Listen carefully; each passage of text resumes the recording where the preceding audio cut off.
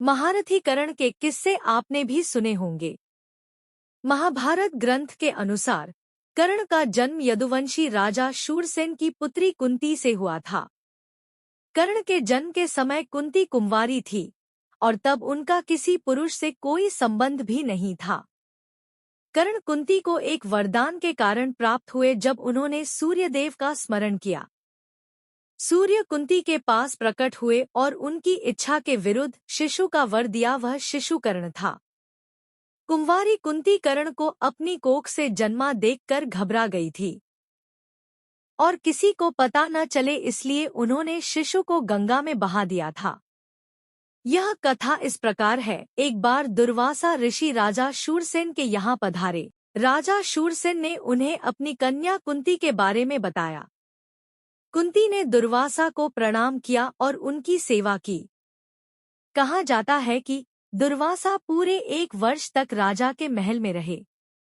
स्वभाव से दुर्वासा बहुत क्रोधी थे, मगर कुंती के सेवाभाव से वह अति प्रसन्न हो गए। कुंती हिंदू महाकाव्य महाभारत के प्रमुख पात्रों में से एक है।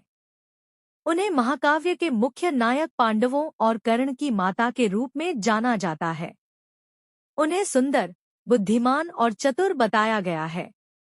जन्म के समय उनका नाम पृथा था। राजा शूरसेन के घर जन्मी पृथा को उसके निःसंतान चाचा कुंतीभोज ने गोद ले लिया था और उसका नाम बदलकर कुंती रख दिया गया। अपनी किशोरावस्था के दौरान वह महर्षि दुर्वासा से प्रभावित हुईं और उन्हें एक दिव्य मंत्र का ज्ञान प्राप्त हुआ। जिज्ञासावश उसने सूर्य देव का आह्वान करने के लिए मंत्र का उपयोग किया और उसे कर्ण नामक एक पुत्र का आशीर्वाद मिला। चूंकि वह विवाह से पूर्व पैदा हुआ था, कुंती को खुद को अपमान से बचाने के लिए उसे त्यागना पड़ा। वयस्क होने के बाद उन्होंने कुरु के राजा पांडु को अपने पति के रूप में चुना, लेकिन उनका विवाहित जीवन तब परेशान हो गया जब मद्र की राजकुमारी माद्री पांडु की दूसरी पत्नी बन गई। एक दिन पांडु को शाप दिया गया कि यदि वह उसकी किसी भी स्त्री को यौन इरादे से छूने की कोशिश करेगा तो वह तुरंत नष्ट हो जाएगा। पश्चाताप से भरकर उन्होंने अपना राज्य त्याग दिया और अपनी दोनों पत्नियों के साथ जंगल में रहने का फैसला किया। कुंती ने अपने पति के अनुरोध पर अपने मंत्र का उपयोग किया और उन्हें 3 बच्चों का आशीर्वाद मिला, युधिष्ठिर, भीम और अर्जुन। बाद में उन्होंने अपना मंत्र माद्री के साथ साझा किया, जिसे नकुल और सहदेव का आशीर्वाद प्राप्त हुआ। माद्री के साथ संभोग के प्रयास के बाद पांडु की मृत्यु हो गई और माद्री ने आत्मदाह कर लिया। कुंती ने अपने सौतेले बेटों को गोद ले लिया और अपने बच्चों को कुरु की राजधानी हस्तिनापुर ले गई। हिंदू परंपरा में उन्हें पंचकन्या, 5 युवतियों में से एक के रूप में महिमा मंडित किया जाता है, जो महिला शुद्धता का आदर्श है, जिनके नाम का पाठ करने से पाप दूर हो जाते हैं। उन्हें एक परिपक्व, दूरदर्शी और कर्तव्यपरायण महिला के अवतार के रूप में सराहा जाता है। कुंती को देवताओं से वांछित दिव्य गुणों वाले बच्चे को जन्म देने का वरदान दिया गया था और अधिक जानकारी के बिना कुंती ने सूर्य देव का आह्वान किया कि क्या यह वास्तव में सच है। कर्ण गुप्त रूप से एक अविवाहित कुंती से अपनी किशोरावस्था में पैदा हुआ था और अपनी विवाहपूर्व गर्भावस्था पर समाज से नाराजगी और प्रतिक्रिया के डर से कुंती को नवजात कर्ण को गंगा में एक टोकरी में छोड़ना पड़ा। टोकरी गंगा नदी में तैरती हुई पाई जाती है। उन्हें राधा और अधिरथ नंदन नामक पालक सूत माता पिता द्वारा गोद लिया गया और उनका पालन पोषण किया गया, जो राजा धृतराष्ट्र के लिए काम करने वाले सारथी और कवि पेशे से थे। कर्ण असाधारण क्षमताओं वाला एक कुशल योद्धा था। महाभारत में कुंती पुत्र कर्ण को अधिरथ और राधा ने पाला था। वह बालक गंगा में बहता हुआ एक किनारे से जा लगा। उस किनारे पर ही धृतराष्ट्र का सारथी अधिरथ अपने अश्व को जल पिला रहा था। उसकी दृष्टि मंजूषा में रखे इस शिशु पर पड़ी। अधिरथ ने उस बालक को उठा लिया और अपने घर ले गया। अधिरथ निःसंतान था। अधिरथ की पत्नी का नाम राधा था। राधा ने उस बालक का अपने पुत्र के समान पालन किया। उस बालक के कान बहुत ही सुंदर थे, इसलिए उसका नाम कर्ण रखा गया। इस सूत दंपति ने ही कर्ण का पालन पोषण किया था, इसलिए कर्ण को सूत पुत्र कहा जाता था तथा राधा ने उसे पाला था, इसलिए उसे राधे भी कहा जाता था। कर्ण दुर्योधन का पक्का मित्र था। दुर्योधन ने उसे अंगदेश का राजा बना दिया था।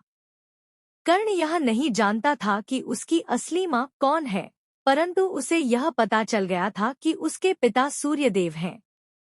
बहुत समय तक कर्ण और दुर्योधन साथ रहे, परंतु भीष्म पितामह ने यह कभी नहीं बताया कि तुम कुंती पुत्र हो और पांडवों के भाई हो। भीष्म जानते थे कि कर्ण पांडवों का ही भाई है, लेकिन उन्होंने ये बात कौरव पक्ष से छिपाकर रखी। कर्ण का सत्य छिपाना भी महाभारत युद्ध का एक बड़ा कारण बना। यह बात भीष्म ने ही नहीं, श्री कृष्ण ने भी छिपा कर रखी। खुद कर्ण भी जब युद्ध तय हो गया तब जान पाया। कुंती भी राजमहल में कौरवों के बीच ही बहुत समय तक रही और बाद में वह महात्मा विदुर के यहाँ रहने लगी थी। कुंती भी यह जानती थी कि कर्ण मेरा पुत्र है और उसका एवं कर्ण का कई बार सामना हुआ, परंतु कुंती ने भी यह बात तब तक जाहिर नहीं की जब तक कि युद्ध तय नहीं हो गया। यही बात श्री कृष्ण को भी बहुत पहले से पता था और वे भी कर्ण से कई बार मिले, परंतु उन्होंने भी कभी इस बात को जाहिर नहीं किया। हालांकि यह बात श्री कृष्ण ने ही पहली बार कर्ण को बताई थी कि तुम कुंती के पुत्र है। श्री कृष्ण यह बात तब बताई थी जबकि वे कौरवों से पांडवों की ओर से अंतिम बार शांति प्रस्ताव लेकर गए थे और वहां उन्होंने 5 गांव की मांग की थी, परंतु जब दुर्योधन ने उनकी मांग ठुकरा दी तो फिर श्री कृष्ण को समझ आ गया कि अब युद्ध तय हो चुका है। ऐसे में उन्होंने महात्मा विदुर के यहाँ रुकने के दौरान कर्ण को बुलाया और वे दोनों एकांत में गए। वहाँ श्री कृष्ण ने कर्ण को यह राज बता दिया कि तुम्हारी माता कुंती है और पांडव तुम्हारे भाई है। यह जानकर कर्ण को बहुत धक्का लगा था और उन्होंने श्री कृष्ण से वचन लिया कि आप यह बात पांडवों को नहीं बताओगे। इसके बाद कर्ण से मिलने के लिए कुंती भी माता एकांत में गई थी और उन्होंने कर्ण से इसके लिए क्षमा मांगी थी।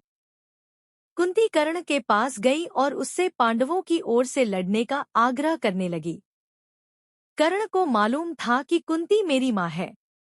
कुंती के लाख समझाने पर भी कर्ण नहीं माने और कहा कि जिनके साथ मैंने अब तक का अपना सारा जीवन बिताया उसके साथ मैं विश्वासघात नहीं कर सकता। तब कुंती ने कहा कि क्या तुम अपने भाइयों को मारोगे?